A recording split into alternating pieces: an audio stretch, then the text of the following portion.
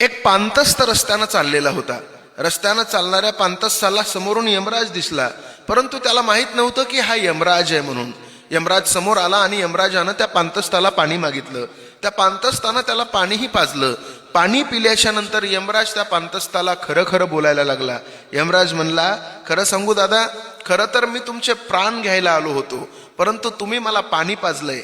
तुम्ही पाणी पाजलंय म्हणून मी तुम्हाला तुमचं नशीब बदलवण्यासाठी एक संधी देतो. आणि यमराजानं एक डायरी त्या पांतस्थाच्या हातामध्ये दिली.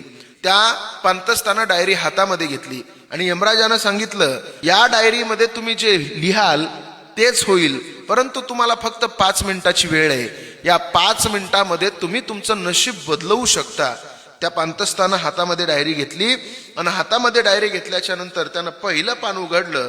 पहिल्या पानावर त्याला दिसलं की तुमचा शेजारचा माणूस, त्याला लॉटरी लागणार आहे.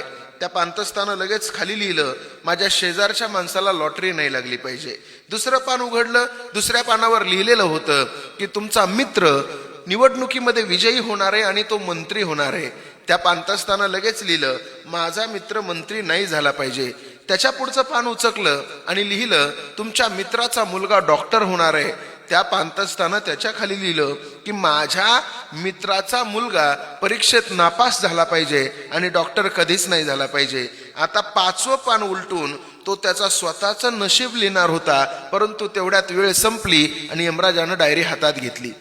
यमराज म्हणला, मी तुम्हाला 5 मिनिटाचाच वेळ दिला होता. 5 मिनिटामध्ये तुम्ही स्वतःचा विचार न करता दुसऱ्याचं वाटोळं करत गेलात. तुमची संधी संपून गेली. आत्ता तुमचा अंत निश्चित आहे. असंच झालंय समाजामध्ये.